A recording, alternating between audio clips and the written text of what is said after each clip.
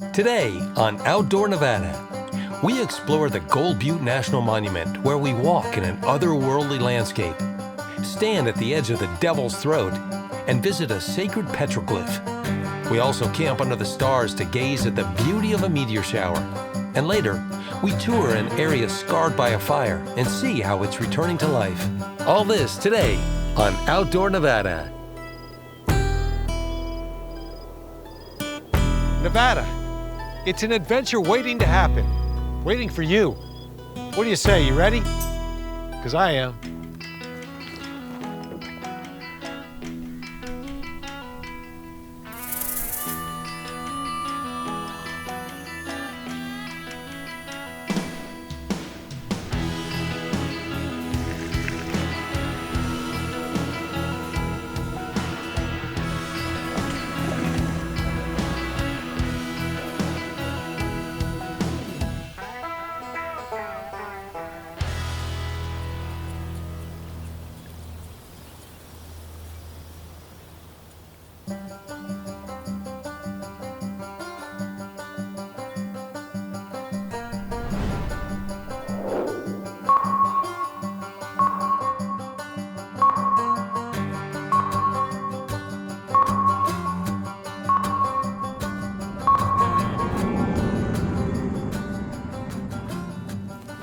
You know, there really is nothing like it.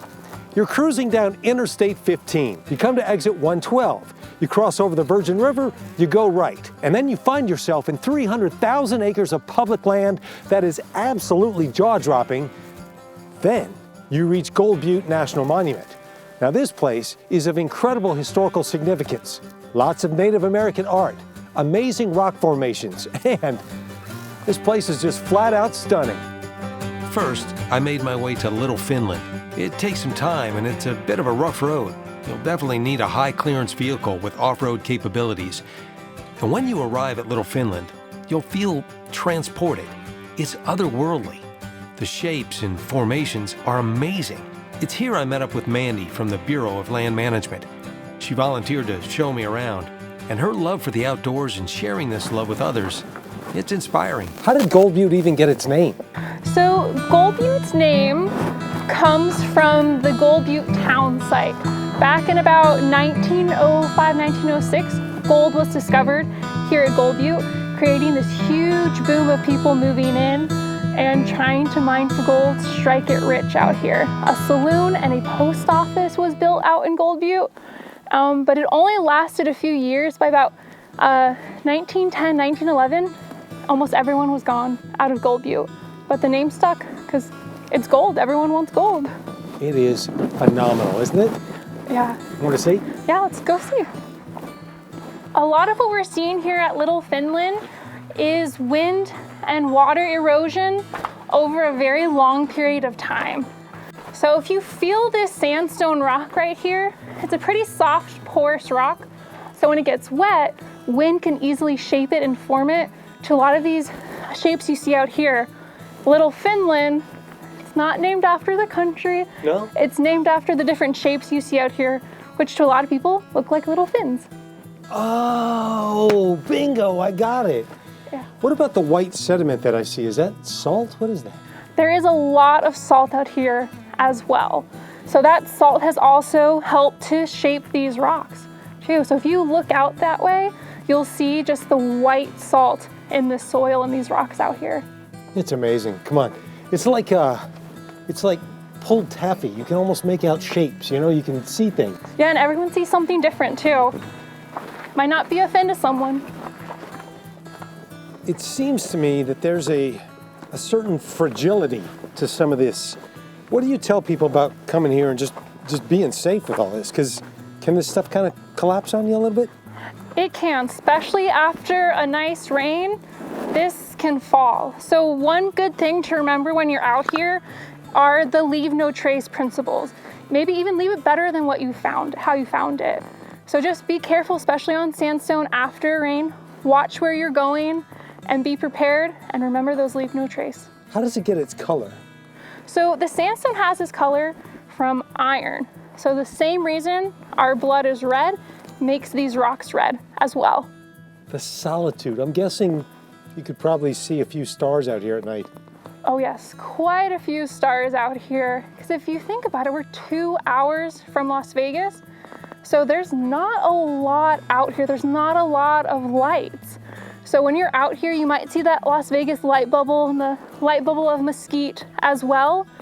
But once you look up, you're gonna see so many stars, more than you're probably used to seeing out here. 300,000 acres in Gold Butte, and we've seen how much of it? A very small amount of it. Let's get going, come on. More to do. What I saw next was amazing. Whoa. Kind of scary. Yeah, welcome to Devil's Throat. Devil's Throat, what is this, Mandy? This is a big sinkhole here at Gold Butte National Monument.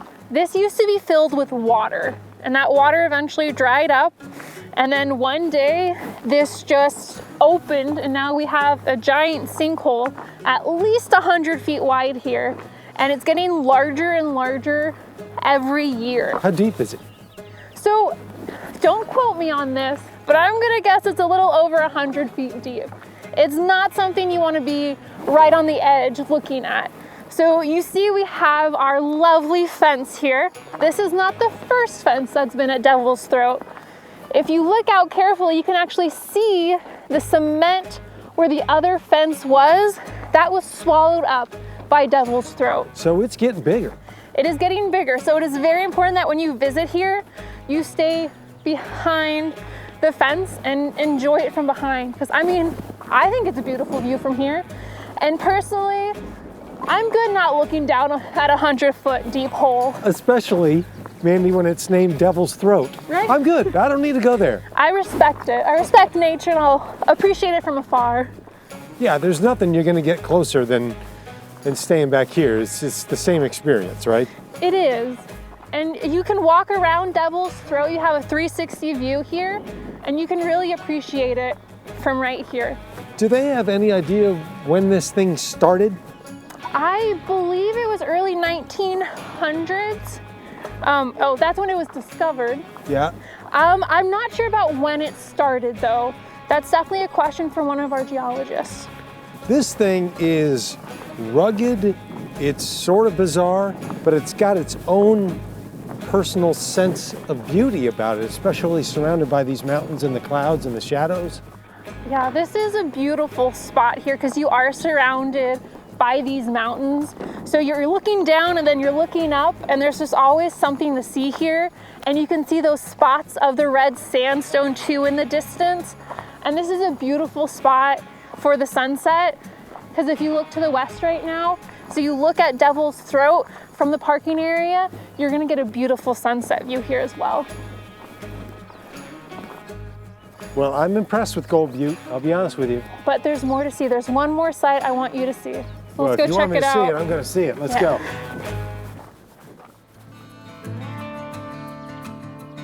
So, what trail is this? So right now we're on the Falling Man Trail, and we're gonna go check out the Falling Man petroglyph. So we won't show it on camera because the local tribes have asked us not to publish any petroglyphs of human form. So we're just gonna see it with our own eyes, and we encourage everyone else who does wanna see it to come check it out with their own eyes as well. That's great. Adventure always comes with mystery, and we can leave this one for the audience to come see it for themselves, right? Yes, and it's highly worth coming to check out because it is a beautiful petroglyph. And one of the reasons it's so famous is because it's one of the first petroglyphs that shows fluidity of human movement. Wow. Gold Butte, one of my favorite places in Nevada, and it's doubly better when I get to spend the day with someone like you. And I want to say thanks. And Yes. so, thanks so much for your time today. Yeah, thanks for joining me. It's always fun to have company when you're out here on the public lands, and especially in Gold Butte. If there's so much land, it's great to have company out here. Let's go check out the mystery. So as the sun set, we made our way along the trail as it led up through a rock formation. The mystery turned magical. Falling Man and Newspaper Rock are breathtaking. I really encourage you to visit these petroglyphs and see it for yourself. Make the trip to Gold Butte. You will not be disappointed. Gold Butte National Monument really is a special place in Nevada.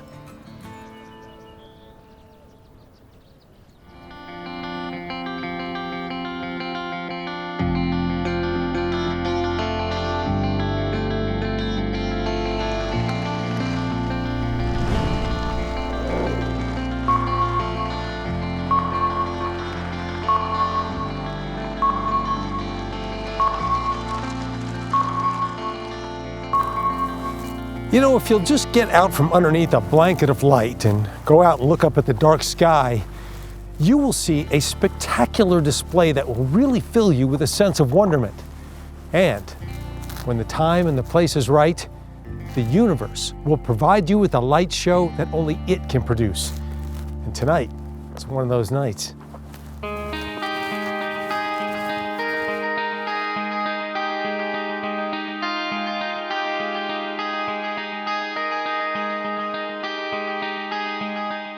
Meteor showers happen throughout the year. Each provides an amazing light show. To understand a meteor shower's beauty, you have to see it in person. That's why I met up with Greg McKay from the Las Vegas Astronomical Society. He's an amateur astronomer and avid astrophotographer. Loves the night sky and the wonder it offers. Okay, so take me through the difference between a shooting star, a meteor, and a comet, and what we're going to see tonight. Well, shooting stars and meteors are one and the same. Children generally call them shooting stars, but the technical term is a meteor. And these meteors are just fine grains of dust that are slamming into the atmosphere at 25,000 miles an hour. So they immediately heat up and burn up, and that's what you're seeing, is the streak of fire as something as small as a grain of dust. I mean, we're talking about stuff that's tiny. If you see something that's really, really, really bright, a really bright meteor, they're called fireballs, those are generally about the size of a pea. That's shocking to me. I always thought they were big rocks, you know, like. No, the big rocks actually make it through the atmosphere and hit the ground and become meteor craters. Any idea how old this meteor shower is? You know, we're just now seeing it, but how long has it been out there spinning around? I think the Geminid Meteor Shower has been observed for hundreds, if not thousands of years. So those specks of dust that you talk about that we get to see from way down here, right? There must be bazillions of them. I think bazillion is a good number to describe it. Yeah, there's thousands or bazillions of them, and what's happened is the Earth passes through the path where the dust is, but then we move on, and that dust continues on, and it's in the same location next year around the same time, and so we pass through a different section of it the next time. And then when the asteroid that originated the dust comes through again, it leaves more dust. So it basically is like the opposite of a vacuum cleaner. The next time it comes around, instead of picking up all the dust, it drops more dust behind. And I think 3200 Phaethon is the name of the asteroid that's responsible for the Geminids, and I'm not exactly sure of like how often it orbits, but it could be multiple times in our lifetime. And to see it at 2 in the morning is optimal, not just because it's dark, right? I mean, there's a physiological reason for that. Yeah, the way the Earth is rotating, the part of the sky that's overhead is actually turned into the path of the dust, so we have more dust hitting us. You can see meteors at 8 o'clock at night. We may see a few here in the next little while, but the higher numbers are going to happen after midnight, between midnight and 4 a.m. And I think the Geminids peak around 2 a.m. You've seen countless numbers of these, but on a night like tonight, we're expecting it to come through. Do you still get excited? Every time I come out for a meteor shower, I'm excited. Yeah, even if it's a faint one.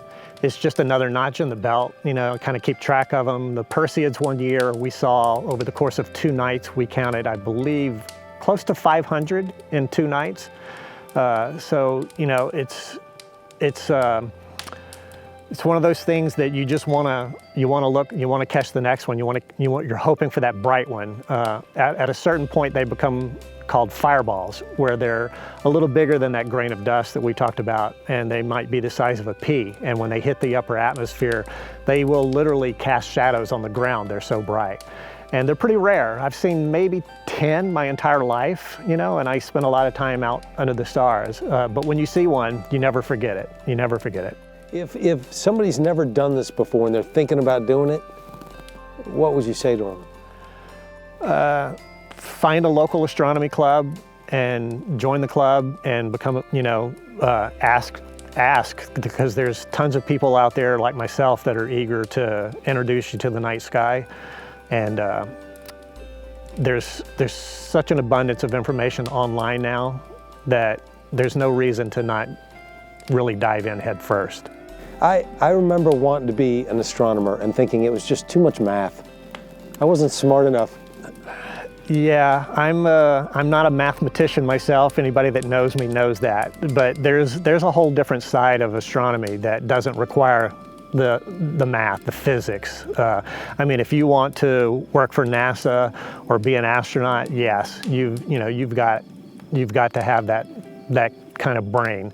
But to just get out and enjoy the night sky, have a telescope and view galaxies and nebulas and star clusters and meteor showers, anybody can do this. Have you ever thought about how fortunate we are to be in Nevada right now and to be able to do this? Because there's places in this country where people have never done this. Well, it's true. I mean, there's kids that have grown up in big cities that have never seen more than a handful of stars when they look up at the night sky. That's, Las Vegas being the city of lights, it is a pretty heavily light polluted area, but you can't really blame that all on the Strip. A lot of it has to do with the street lights in neighborhoods as well. But one of the great things about Nevada is that you can get in your car and you can drive a half hour in any direction and be under pristine dark skies like we're enjoying here tonight. I mean, that's well said. You can go anywhere an hour and a half out and it'll change your day at the minimum. I got to tell you, one of the most amazing things you said tonight is that what I'm going to be seeing, these things racing across the sky, are the size of dust particles. I can't get over that. It's amazing to me. Yeah, it is, and hopefully we'll get lucky and we'll see some of the slightly larger ones, because those become the fireballs, and they're absolutely amazing. Once you see a fireball, you will not forget it. Let's see what we can see. All right. Now, to sit under the night sky and see this looks fake, but I can personally attest. This is what was in perfect view with the naked eye. If there's one thing I took away from this experience, it's that I don't spend enough time looking up.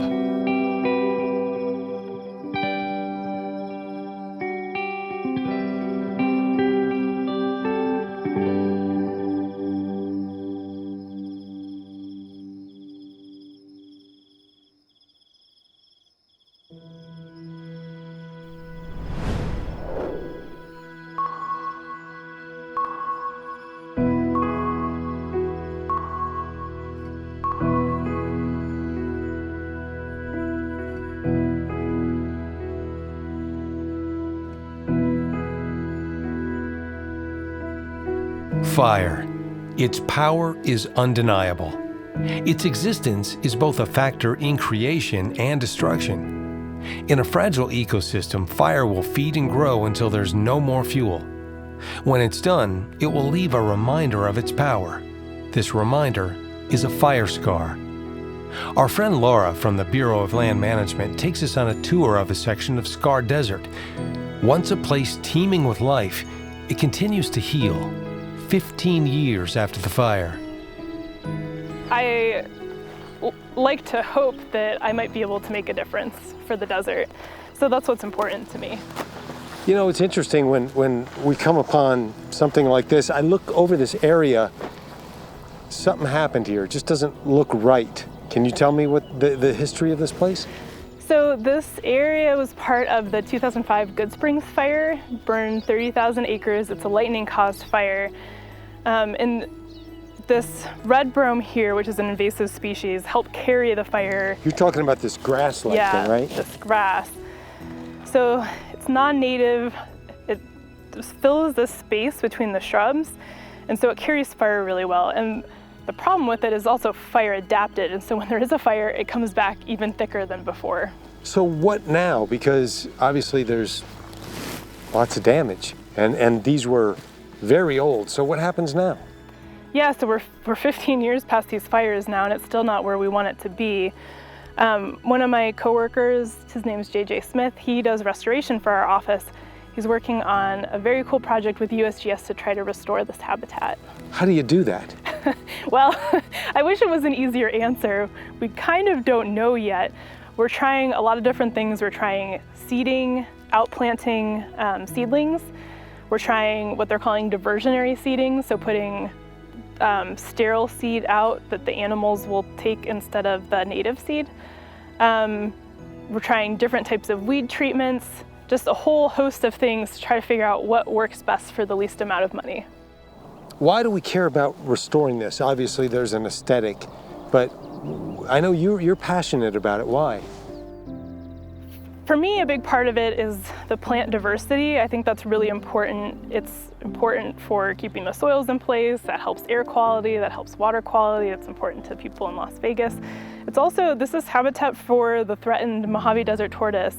And so this is not great habitat for the tortoise anymore. It's not awful, but this grass is really not good for them to eat. And so we want to make it better for that species specifically. Can you not just go out somewhere, find a bunch of these trees and replant them here, since, you know, we're looking at things that aren't coming back? Yeah, so we could do that. The problem is, for one, these trees are really long-lived, so you have to raise them for maybe 50 years before they get to the size to outplant them. They also need a lot of water, so when you grow something, you want to get it big fast in the greenhouse, right? You give it all the water, all the nutrients it wants. Then you put it out in the desert, it has nothing. So unless you're bringing it water, you're bringing it nutrients, it can die right away. So you have that big investment up front, and then the plants don't survive. You have a puzzle to unravel, young lady, don't you? I do, and there's a lot of really great people in my office that I work with, and we're all working towards that goal. How much hope do you have? I have a lot of hope. I think I work with really awesome people who really care about this place and about the species that live here, the animals and the plants. And I think, you know, hopefully great minds can try to solve this problem. Yeah, well, you're one of them. Let's keep heading this way. What can the average man or woman do to help you in your cause? I think it's important for the public to stay on existing roads and trails. That's a big deal, not creating new roads. It's just more disturbance that these plants have to deal with. Another big thing is making sure you're following all the fire restrictions that are in place. So if the forest or the BLM has said, no fire, don't burn a fire, because that's how we have a lot of problems here in Southern Nevada. You know, this isn't all one kind of grass. I mean, I know the invasive grass that comes from Russia, but there's other grass here, isn't there?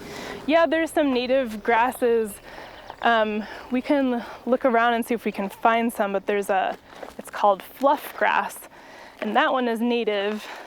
And you can kind of tell it's native because it's not totally filling these interspaces. It's got these little distinct patches where it grows. Speaking of patches, Laura, I noticed these patches of like what I thought was burned land, but it doesn't feel like that.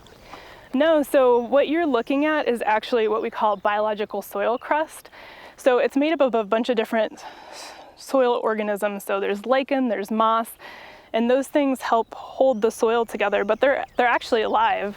Wow, so this what appears to be burned soil is actually a very good thing. Yeah, it's great for the desert. What about this bush here? This is different. So this is a creosote bush, and this is the plant that everyone associates, in addition to the Joshua tree, with the Mojave Desert. So this plant is everywhere. You'll see it almost everywhere in the Mojave Desert, and that's part of why it's so important. What makes this one different? It's just not by itself?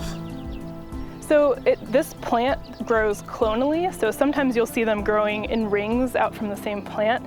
That's all one organism. And so these are some of the oldest organisms that exist on the planet today. How old is that?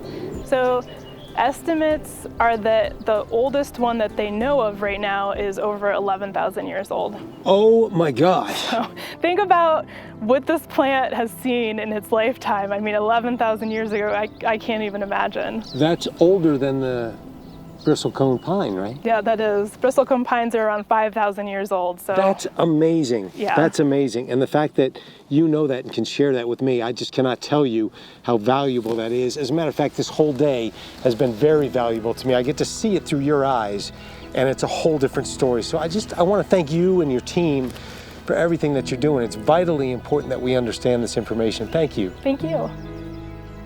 You know, when she comes out here, she sees an entirely different story than most of us. But based on what she's saying here today, it's a story that we should all read and understand. I hope you'll do your part.